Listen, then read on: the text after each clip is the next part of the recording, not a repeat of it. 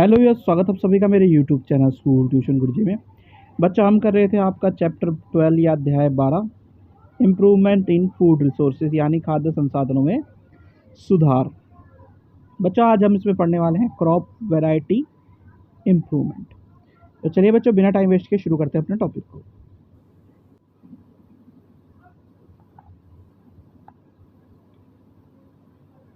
तो बच्चों, सबसे पहली चीज़ जो क्रॉप वैरायटी इम्प्रूवमेंट यानी फसल विविधता में सुधार की हम बात करते हैं, तो हम different methods of crop variety improvement को यूज़ करते हैं।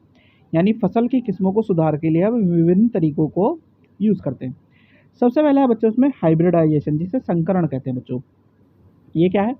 It in this process genetically different plants are cross breed, यानी इस प्रक्रिया में अनुवांशिक रूप से भिन्न पौधों का संकरण किया जाता है।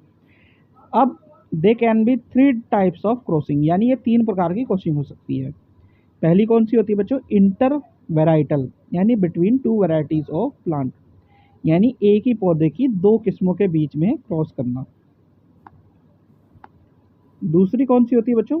इंटर स्पेसिफिक, यानी between 2 species belonging to same genus, यानी एक ही वंश की 2 प्रजातियों के बीच में बच्चों। तीसरी होती है बच्चों, तीसरा टाइप इंटर जेनरिक, यानी between species of different genus, यानी विभिन्न जीनस की प्रजातियों के बीच बच्चों। दूसरा तरीका क्या हो सकता है बच्चों? इंट्रोडक्शन ऑफ जीन, यानी जीन का परिचय, एक जीन उसमें क्या करना, ऐड करना या डिलीट करना। इसे इसे कैसे समझ सकते हैं बच्चों? A gene that can provide the desirable characteristic to a crop are introduce in this process, यानी इस प्रक्रिया में एक जीन शामिल किया जाता है जो किसी फसल को वांछनीय विशेषताएं प्रदान कर सकता है। अब इससे क्या होता है बच्चों? As a result we obtain genetically modified crops, परिणाम स्वरूप हमें अनुवांशिक रूप से संशोधित फसलें क्या होती हैं यहाँ पे प्राप्त होती हैं बच्चों। अब कुछ बेसिक फैक्टर होते हैं बच्चों जिस पे जनरली क्रॉप यील्ड डिपेंड्स होती है, यानी कारक जिन पर फसल की उपज आमतौर पर निर्भर होती है। तो पहली चीज़ क्या है बच्चों? The seeds used by the farmer, यानी the seeds that are of similar variety are preferable, यानी किसानों द्वारा उपयोग किए जाने वाले बीज जो समान किस्म के हों वो बेहतर होने चाहिए। फिर है बच्चों क्लाइमेट और वेदर कंडीशन, यानी crops that can sustain diverse climate condition are preferable, यानी जलवायु और मौसम की परिस्थितियाँ, ऐसी फसलें जो विविध जलवायु परिस्थितियों को सहन कर सकती हो वो बेहतर होती हैं। ठीक है बच्चों, क्योंकि हमारा एनवायरनमेंट क्या है, चेंज होता रहता है, इस वजह से ऐसा जरूरी हो जाता है बच्चों। फिर क्या चीज़ है बच्चों? Soil, the duality of soil. अब सॉइल क्यों जरूरी है बच्चों? The crops that can survive in a highly saline soils are preferable, यानी मिट्टी की दोहरी प्रकृति कैसी होनी चाहिए? जो फसलें अत्यधिक लवणीय मिट्टी में जीवित रह सकते हैं उन्हें प्राथमिकता दी जाती है। फिर क्या है बच्चों? अवेलेबिलिटी ऑफ वाटर, यानी पानी भी एक जरूरी फैक्टर है बच्चों, यानी crop should be grown as per the availability of water in the region, यानी क्षेत्र में पानी की उपलब्धता के अनुसार फसलें उगाई जानी चाहिए बच्चों। फिर क्या आता है बच्चों? The factors for which variety improvement is done are, यानी वे कारक जिनके लिए विविधता में सुधार किया जाता है। तो हम सुधार किस लिए कर रहे हैं बच्चों? तो बच्चों वह कारक जिनके लिए विविधता में सुधार किया जाता है वो क्या है बेसिकली बच्चों? अधिक उपज, यानी हाई यील्ड के लिए, इम्प्रूव क्वालिटी या बेहतर गुणवत्ता के लिए बच्चों।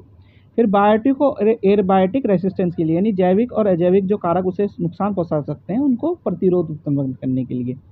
फिर चेंज इन मेच्योरिटी ड्यूरेशन, यानी परिपक्वता की अवधि में परिवर्तन करने के लिए, यानी ज़्यादा फसल कम समय में उगता है बच्चों। फिर है बच्चों वाइडर एडेप्टेबिलिटी, यानी व्यापक अनुकूलता के लिए, यानी कभी एनवायरनमेंट चेंज हो तब भी वो काम कर जाए बच्चों। फिर है डिजायरेबल एग्नोनोमिक कैरेक्टरिस्टिक, यानी वांछनीय कृषि संबंधी विशेषताओं के लिए बच्चों। फिर बात आती है बच्चों प्लांट न्यूट्रिएंट की, यानी प्लांट पौधों के पोषक तत्वों की। तो बच्चों न्यूट्रिएंट्स क्या होते हैं? प्लांट में सप्लाई होते हैं एयर, वाटर और सॉइल के थ्रू।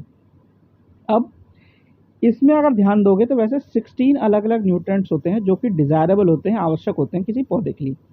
अब अलग अलग चीज़ों से मिलते हैं, जैसे कि एयर की अगर बात करें तो कार्बन और ऑक्सीजन मिलता है, हाइड्रोजन वाटर से मिलता है, सॉइल की सप्लाई से बाकी बचे हुए 13 जो न्यूट्रिएंट हैं हमें मिल जाते हैं बच्चों।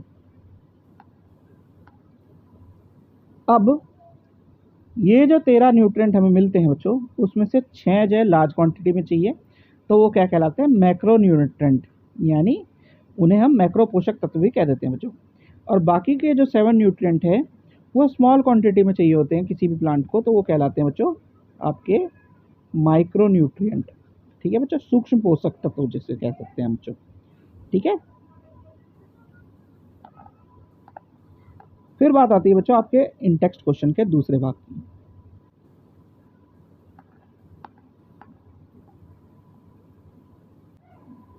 तो इसमें बच्चों पहला क्वेश्चन है आपका question number 1, how do biotic and abiotic factors affect crop production, यानी जैविक और अजैविक कारक फसल उत्पादन को कैसे प्रभावित करते हैं।